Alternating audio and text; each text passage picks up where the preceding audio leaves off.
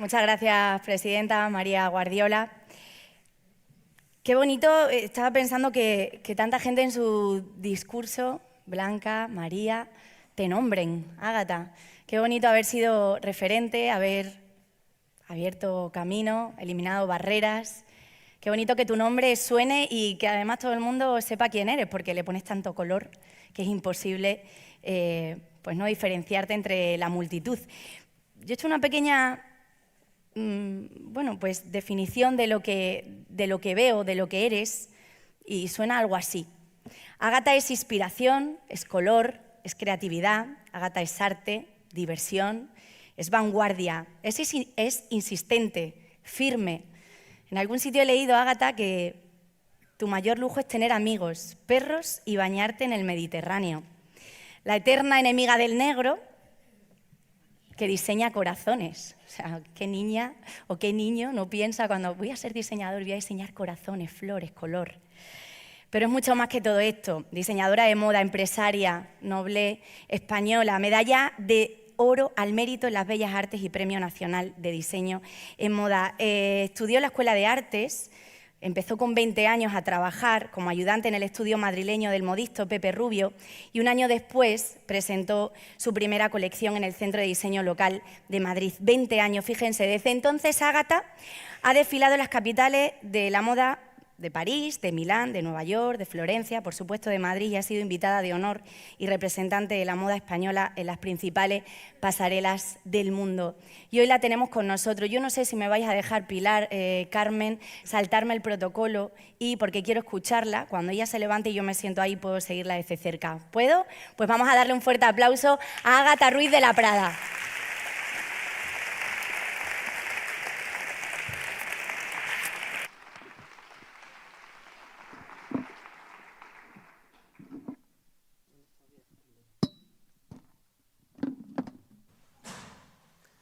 Hola, muchísimas gracias. La verdad que estoy impresionada, qué bonito es este auditorio, la cantidad de gente que hay y qué buena pinta tenéis casi todas. No, pero es verdad, Para mí, lo único malo que tiene Badajoz es lo de venir a Badajoz. Badajoz tenía que ser un sitio que estuviera a 1h10 de Madrid, pero 1h10.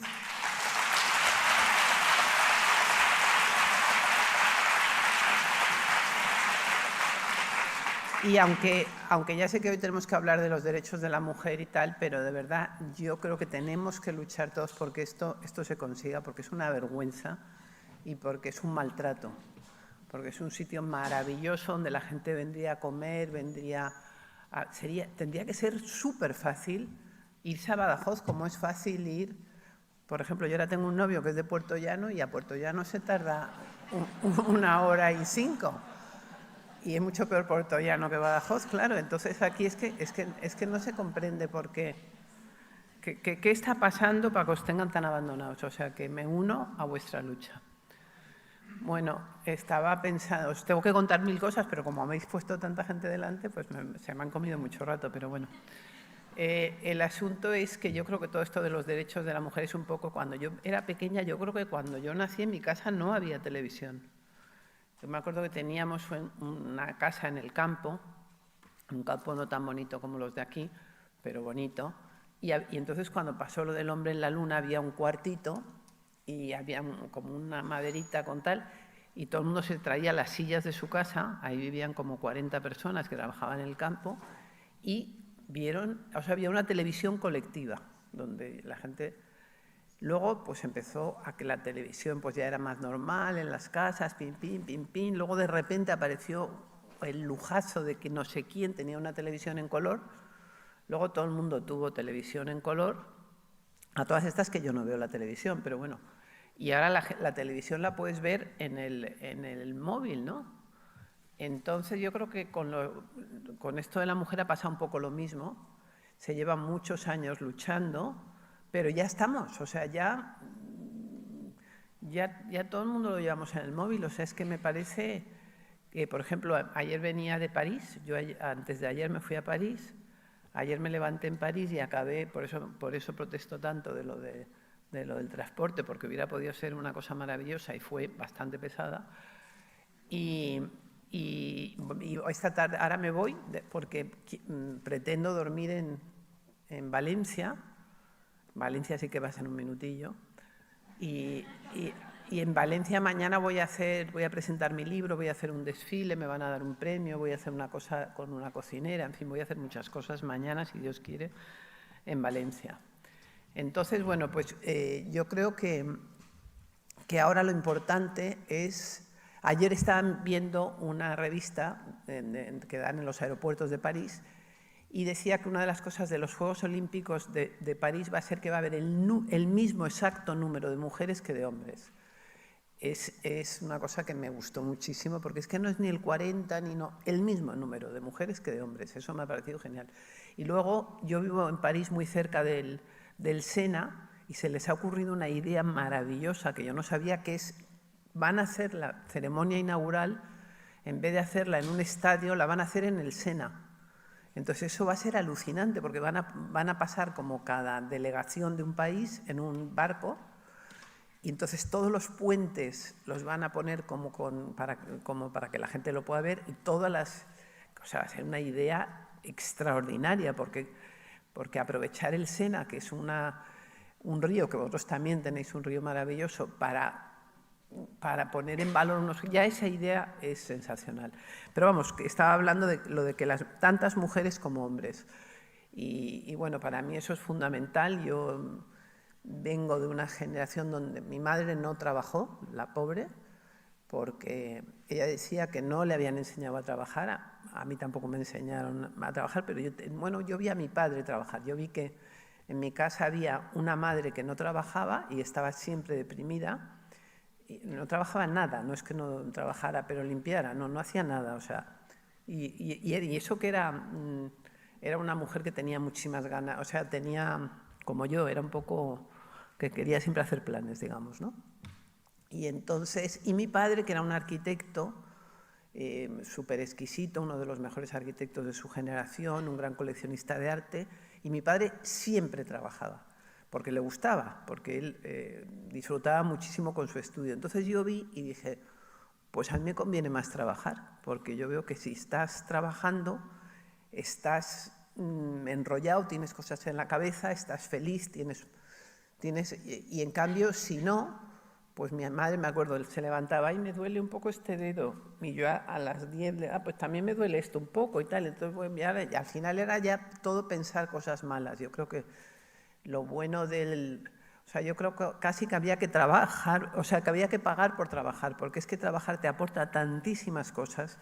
Yo creo que en la historia de España ha habido una costumbre malísima, que es que toda la gente de la aristocracia y la gente que era rica, uno era rico ¿para qué? Para que ni su hijo, ni su nieto, ni su bisnieto, ni su tataranieto, si ya era muy rico, pegaran ni chapas. Entonces eso es absurdo, porque yo creo que ahí desvalorizas lo más importante de tu vida, que es el trabajo, ¿no? Yo, como he vivido esa generación en que las madres no trabajaban, he disfrutado muchísimo de trabajar, de hipertrabajar.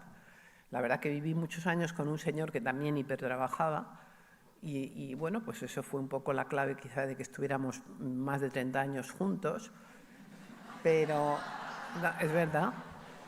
Y entonces lo que me da miedo es que hay mucha gente joven, empezando por mis hijos, y ya me estoy metiendo en temas como muy personales, pero que no le dan esa importancia. O sea, por supuesto, yo me acuerdo que yo siempre he sido feminista. Me di cuenta una vez haciendo una conferencia en Argentina, porque me preguntaban, ¿y tú por qué, de cuándo eres feminista y tal? Y entonces, pensándolo bien, yo vengo de una familia donde las ricas han sido las mujeres. O sea, la madre de mi abuelo era la nieta mayor del marqués de Comillas, que se casó con uno que se llamaba Güell. Pero vamos, francamente, el marqués de Comillas en ese momento era el hombre más rico de España, y esta era su nieta mayor, aunque eran 11 hermanos o 12, pero bueno, esta era listísima, hablaba 6 idiomas y era un personaje. La abuela de mi madre también era riquísima. Y luego la madre de mi padre era mucho más rica que mi abuelo. Y mi madre era más rica que mi padre. Entonces, cuando una es más rica, pues manda más. Entonces, yo lo que vi... Es verdad, yo nunca he visto sometimiento ninguno a las mujeres en mi familia, nunca. O sea, una mujer en mi familia, yo a mi madre le decía, por favor, te lo pido de rodillas, disimula un poco, disimula. Y no quería disimular, no sabía disimular y así le fue un poco. Tenía que haber hecho un pelín de cuentitis, pero no lo hizo. Por lo tanto, es que yo he sido feminista desde que he nacido, porque es que lo he visto como lo más natural del mundo, claro que es eso de... Bastante hacían... Me daba hasta pena a los señores, porque ya te digo que todos, como eran un poquito más pobres, pues eran un poco unos mandados.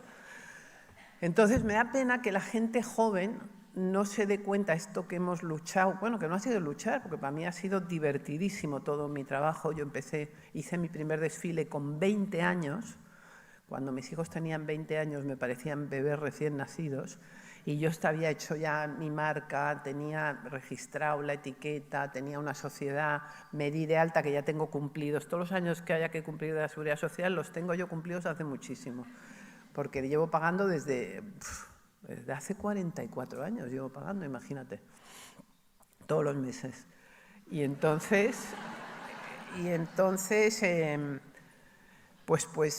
esa cosa tan maravillosa que hemos tenido, la libertad, no solo de hacer cosas bonitas, sino de pues, podernos mantener con eso y tener, bueno, pues dinero, tampoco mucho, pero para hacer lo que te dé la gana, pues yo creo que la gente que piense que puede hacer trampas con lo de trabajar es imposible. Por eso yo ayer me levanté en París, hoy me levanto en Badajoz y mañana espero levantarme en Valencia, y podía decir, ay, pues mira, es que es fin de semana, o es puente, o tal, o hay que descansar, o hay que, no sé, jugar al golf los sábados, yo qué sé, pero es que no lo digo yo.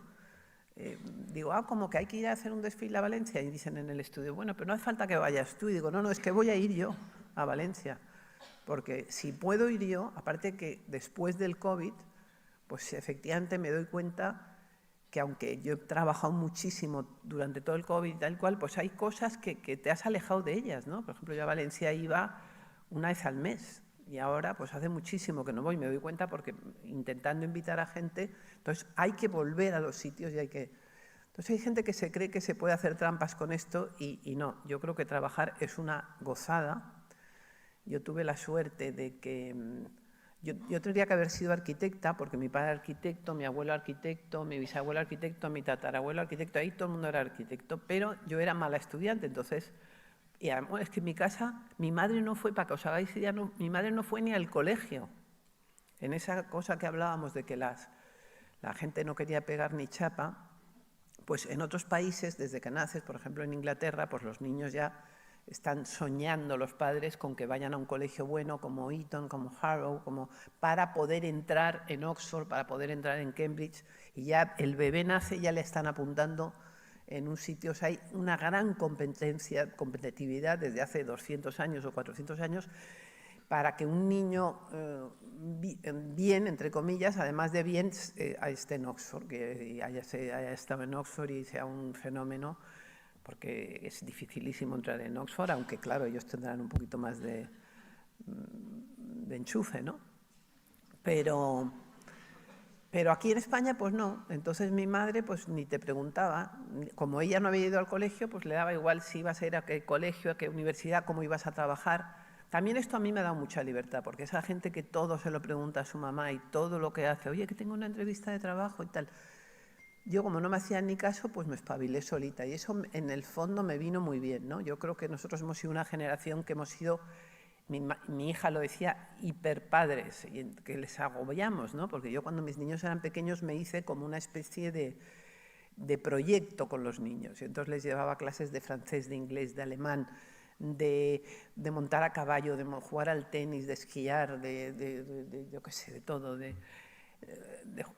todas las cosas que os podáis imaginar, de esgrima, y de tocar el violín, el piano, hablar alemán, hablar inglés, hablar francés, Y claro, mi hija cuando era pequeña todos los días me decía, mamá, ¿me desapuntas? De no sé qué, ¿sabes? Siempre quería... De ballet, por ejemplo, le metí con Víctor Ullate, porque Víctor Ullate era amigo mío, y dice, nunca he conocido una niña más mala que tu hija. Y entonces... pues hemos tenido tantas expectativas con estos niños que no se dan cuenta de que es imposible, o sea, que es que trabajar es un lujo total, ¿no? Entonces yo empecé con 20 años, tuve la suerte, mis padres se separaron y entonces éramos 5, yo era la mayor, y entonces hubo una división. Los chicos se quedaron con mi padre, las chicas con mi madre, y a mí pues me mandaron a París, cosa que me encantó. ¿Cómo lo pasé ese año en París? Y luego estuve pues un año en Barcelona y luego, eso sí, yo tenía billetes de puente aéreo, digamos gratuitamente pagados por mis padres, pues estaban hartos de mí. Entonces me iba de un año a Madrid, otro año a Barcelona y tal. Y entonces cuando empecé, estudié un poco en Barcelona en una escuela que no me gustó nada, pobrecilla, esta escuela de artes y técnicas de la moda, y luego me vine a Madrid y justo era el momento de la movida madrileña. Imagínate qué gozada, ¿no? O sea, es que... Entonces llegué ahí y hice mi primer desfile en un sitio que era el templo de la movida madrileña. Entonces, pero fue como un milagro, o sea, porque caí ahí por casualidad. Y claro, yo creo que esa ha sido una de las épocas gloriosas. Ojalá que el alcalde sepa hacer un milagro así, o aunque sea más pequeñito, pero bueno, en Badajoz, porque eso tuvo mucho que ver Tierno Galván.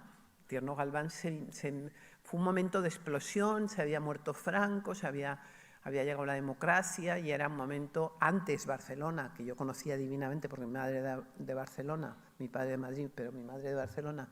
Barcelona era mucho más moderno que Madrid y era, bueno, la Gauche Divine, todo era, era infinitamente más rico, más moderno, más todo, y de repente toda esa cosa, y Madrid era un sitio como gris y triste, y de repente llega la movida madrileña y eso es una fiesta, y qué suerte poder trabajar en esa fiesta, ¿no?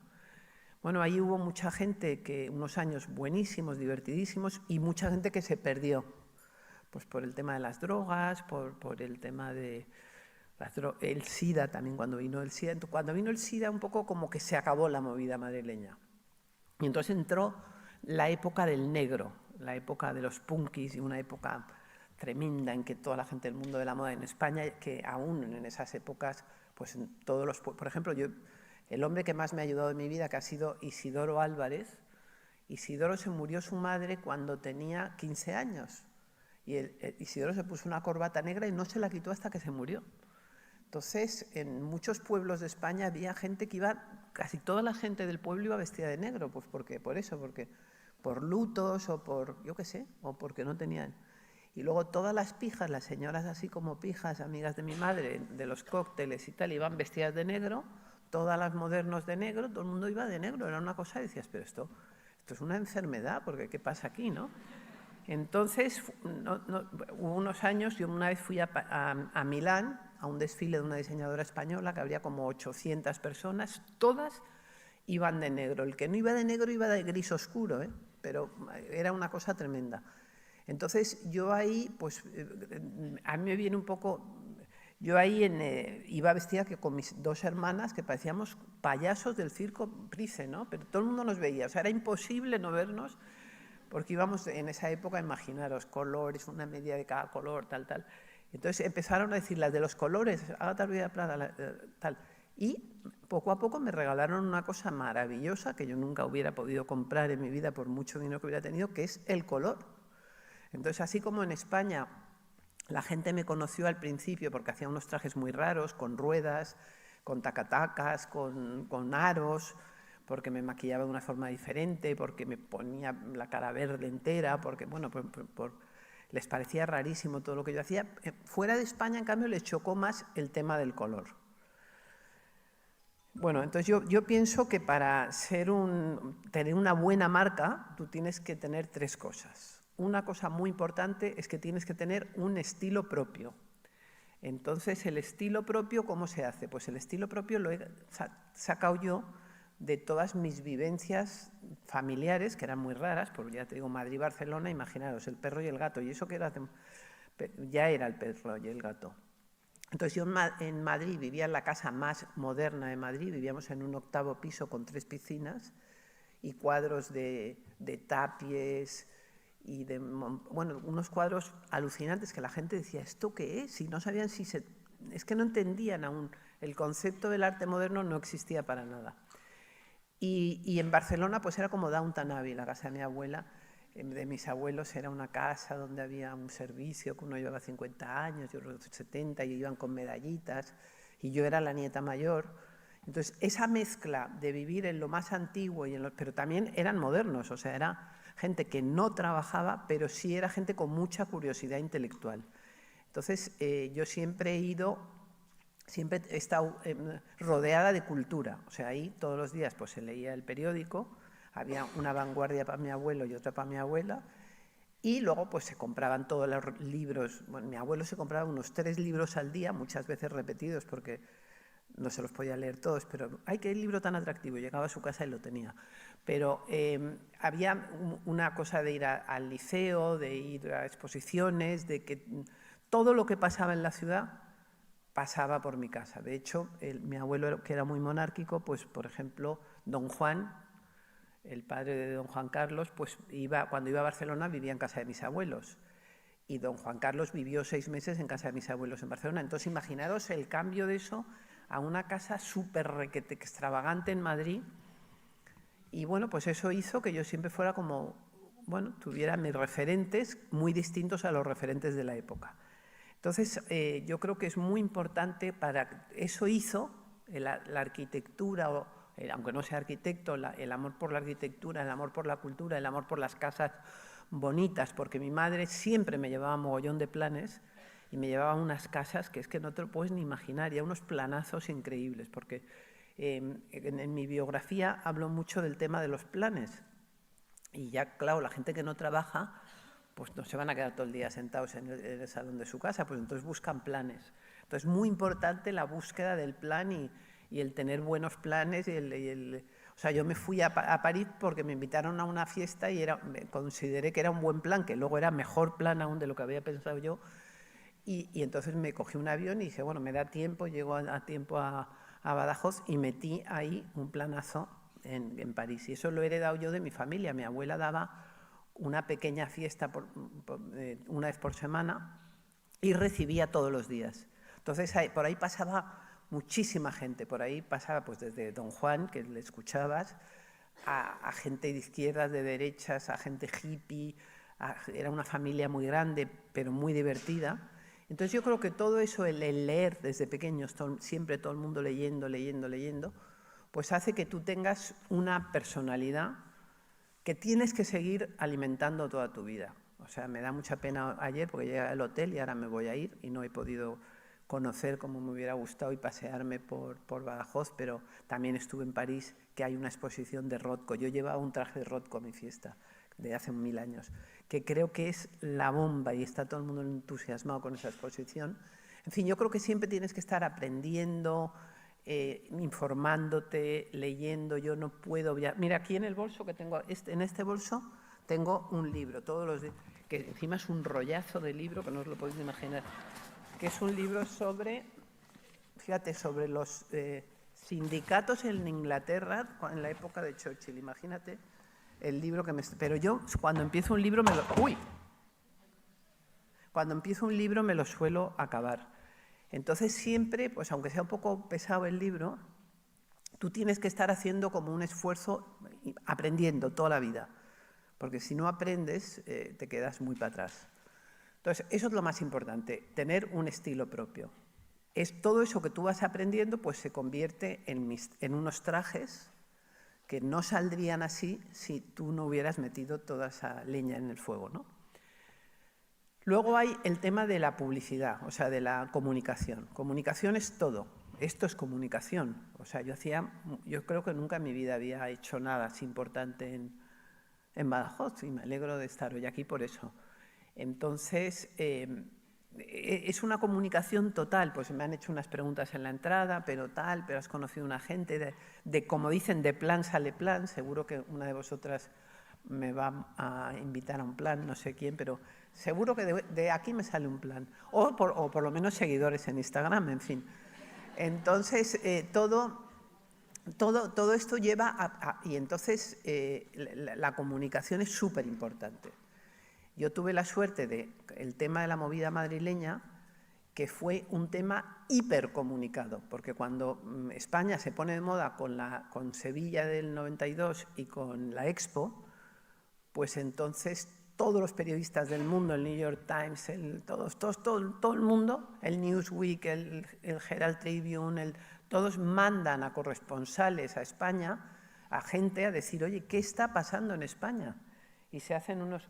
Yo creo que esto se lo voy a dar os lo voy a dar. Y se hacen unos programas increíbles sobre España.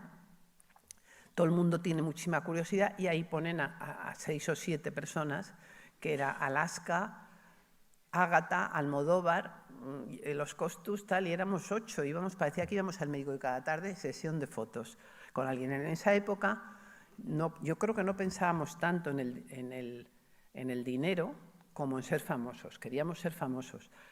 Bueno, entonces era mucho más difícil ser famoso antes que ahora, porque antes te hacían una foto, la foto había que revelarla, era una diapositiva, pasaba mogollón de tiempo y ahora en un momentito te montas una cuenta de Instagram y te ven por todo el planeta, ¿sabes? Antes era bastante difícil ser famoso.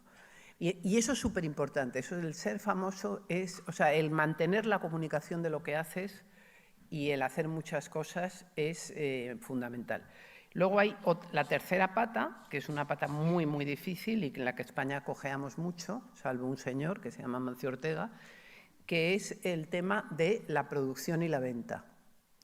Entonces, tú puedes tener un estilo propio, puedes que te conozca mucho la gente, pues estés todo el día haciendo cosas y cosas especiales que la gente recuerde, y luego tiene que haber el tema de la... Uy, no me digas, estaba yo empezando, de verdad, qué horror.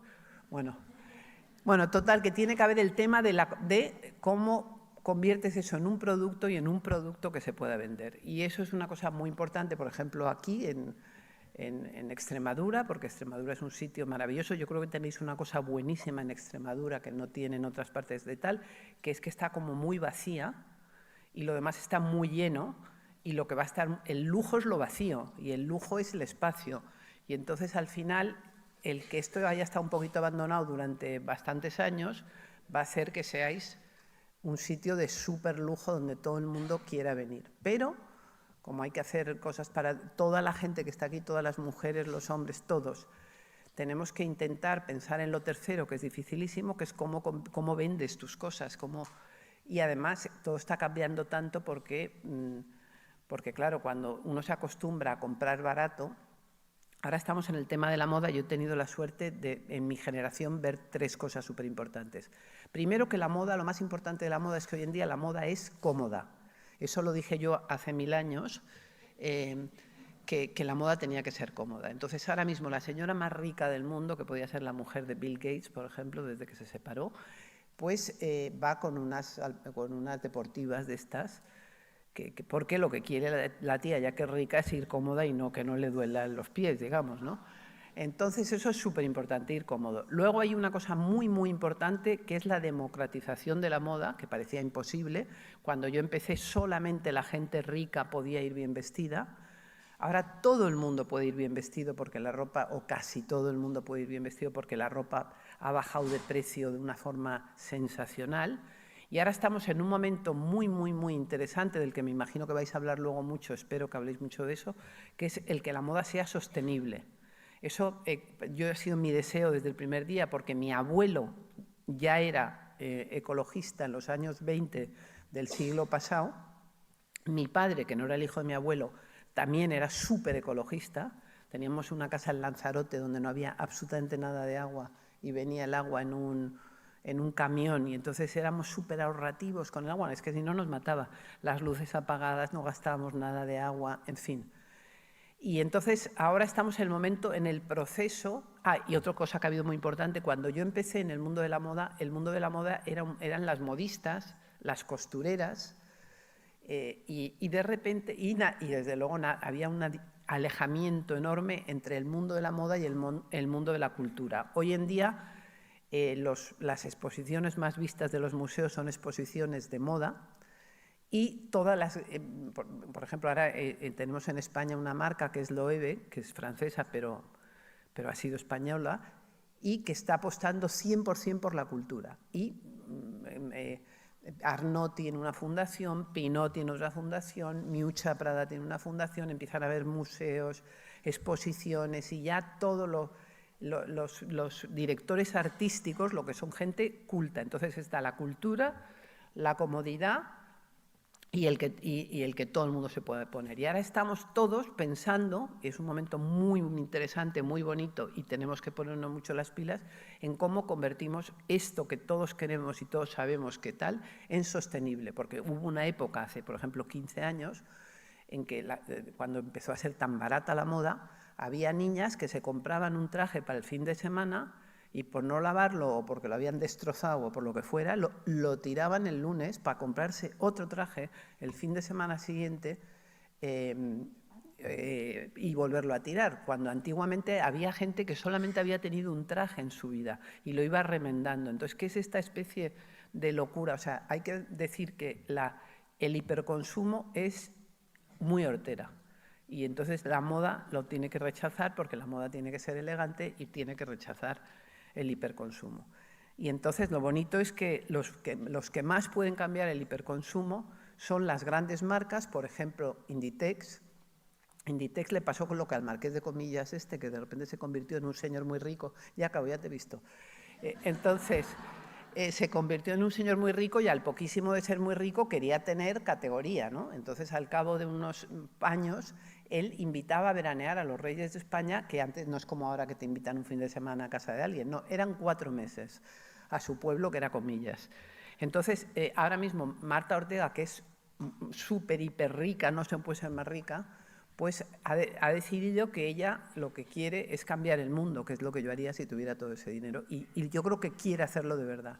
Y entonces quiere convertirse en sostenible. Es muy difícil, pero es posible, porque si yo voy a una fábrica en la India y les digo que no les compro más si siguen echando el colorante al río, me miran así como diciendo, ¿y usted quién se ha creído que es y tal?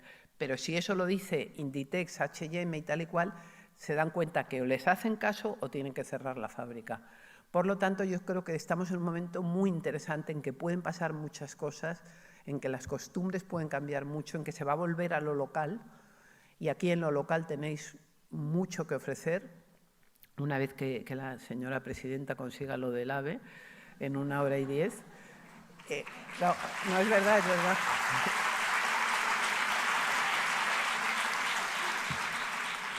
Y entonces que la gente venga a conocer las cosas que solo tenéis vosotros, los diseñadores que solo tenéis vosotros, y la ecología es eso, beber una cerveza, que ayer conocí a esta chica que vive en Zaragoza, muy simpática, que hace cerveza. La de la cerveza, pues beber una cerveza de Extremadura, un vino de Extremadura, un aceite de Extremadura, una ropa hecha aquí, comer en el sitio que está, ya sé que es un poco competencia vuestra, pero que es La Bomba, el restaurante más bonito de España, que es Atrio. Y bueno, pues eso, que la gente quiere tener una experiencia nueva y conocer un sitio y las raíces de un sitio así. Y bueno, ahí estamos, no me dejan hablar más porque habéis hablado mucho vosotros, pero vendré otro día. Un beso.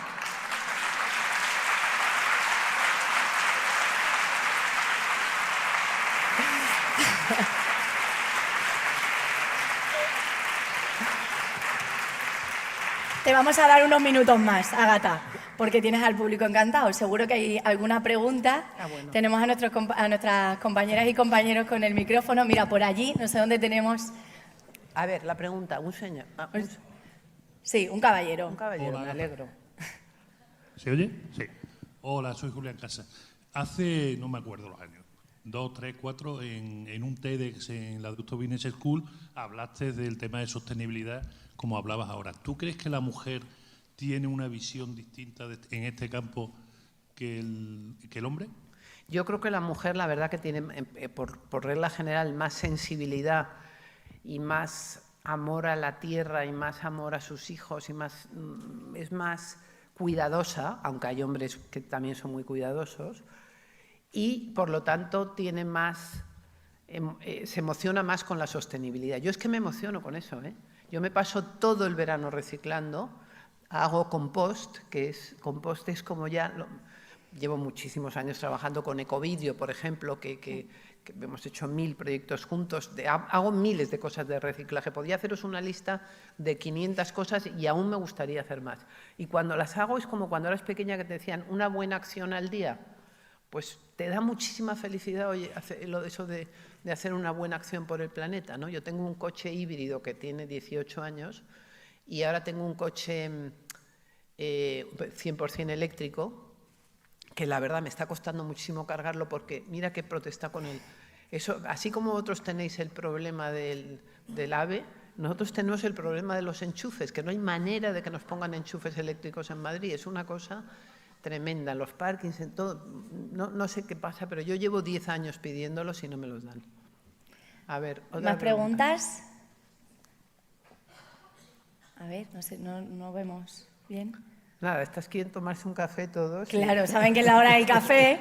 Mira, han encendido, ahora ya sí vemos. Gracias, compañeros. Oye, vamos a dar un aplauso también a nuestros compañeros de sonido y de realización. Ágata, un aplauso para todos ellos, lo están haciendo fenomenal.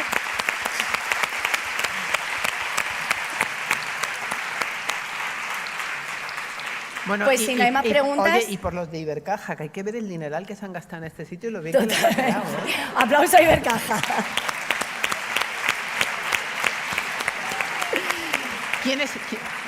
Oye, una pregunta que hago yo ya es la última. A ver, que va a hacer una última pregunta, Ágata. ¿Quién es el arquitecto? ¿Quién fue el arquitecto? ¿No lo sabemos? Por cierto, está aquí... Pues mira, es que es lo que digo, en España la gente... Yo ya me voy, Ágata. La gente mucha gente lo único que se gasta todo su dinero es en un piso, por ejemplo, en su casa, ¿no?